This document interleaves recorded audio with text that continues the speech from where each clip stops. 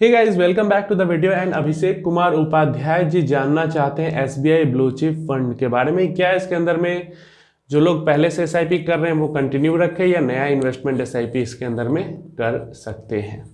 अभी देखो, SBI blue chip fund definitely एक लेजेंडरी फंड है, तो बहुत सारे लोगों का इन्वेस्टमेंट होगा इसके अंदर। बहुत सारे लोग कंटिन्यू भी कर रहे हैं, कुछ लोग नहीं भी कर रहे। खासकर जो सीनियर सिटीजन, जो हमसे एक जनरेशन ऊपर के लोग हैं, वो तो इसके अंदर डेफिनेटली बहुत ज़्यादा इन्वेस्टमेंट कर रखे होंगे। तो चलिए फंड के बारे में अगर हम बात करते हैं, फंड की परफॉर्मेंस थोड़ा देख लेते हैं यहाँ पे। तो फंड का जो साइज है वो 35,000 करोड़ फंड का साइज ये टच करने वाला है। 3 स्टार रेटेड बस फंड है, तो रेटिंग से ही आपको फंड के हालात ज़्यादा कुछ समझ में आ गए होंगे। अगर अल्फा और बीटा की बात करते हैं फंड की, तो निगेटिव में 0.19% का अल्फा है। थोड़ा सा ही निगेटिव है, मतलब समझ सकते हो अपने बेंचमार्क के इंडेक्स के बराबर का ही रिटर्न ये दे रहा है। वहीं पे बीटा की बात करें तो 0.99% का बीटा है, मतलब समझो तो अपने बेंचमार्क इंडेक्स के बराबर ही ये वॉलेटाइल है। वॉलेटिलिटी बेंचमार्क इंडेक्स के बराबर, रिटर्न भी लगभग बेंचमार्क इंडेक्स के बराबर। उसके बाद अगर हम रिटर्न्स की यहाँ पे बात करते हैं तो ऑल टाइम का रिटर्न तो फिर भी 15.5% का है, जिसको मैं तो खराब नहीं मानूंगा ऑल टाइम का रिटर्न।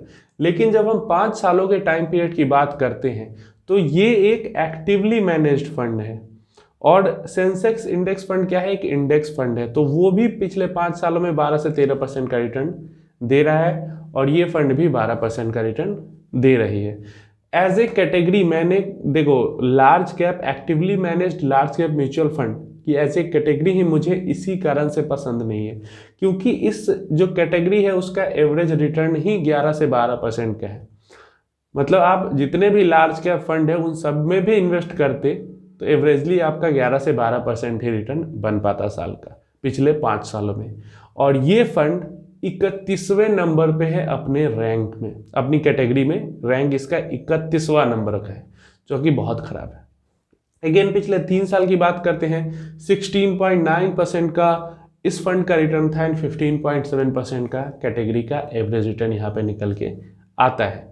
9वें नंबर पे है पिछले 3 सालों में इसकी रैंक अपनी कैटेगरी में।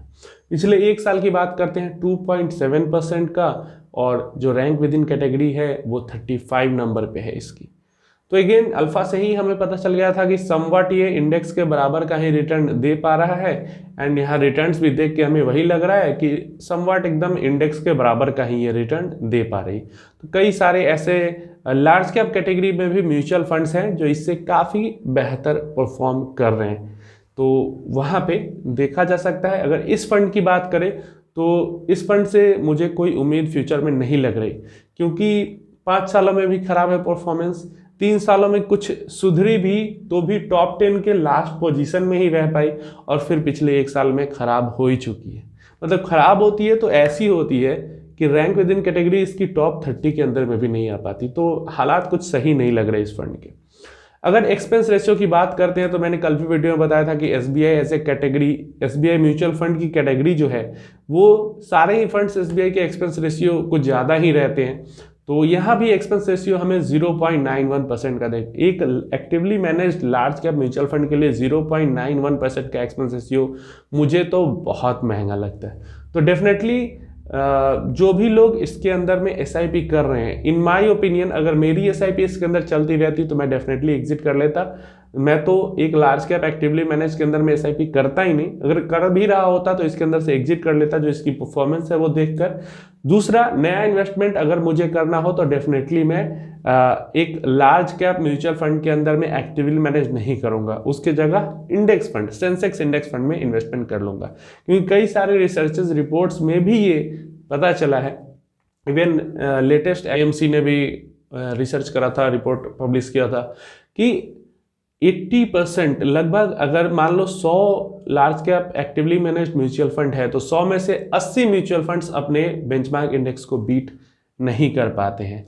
और ये एक सबसे बड़ा रीजन है कि क्यों आपको large cap actively managed mutual fund में इन्वेस्टमेंट नहीं करना चाहिए।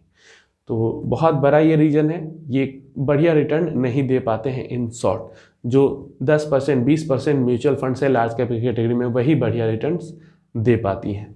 तो ये बात है। और पर्टिकुलरली अगर इस फंड की बात करें तो ये फंड के भी हालात बढ़िया नहीं दिख रहे हैं। सारी चीज़ें आपके सामने हैं, from ratings to AUM to returns to expense ratio to alpha beta, सब कुछ ही खराब है इस फंड।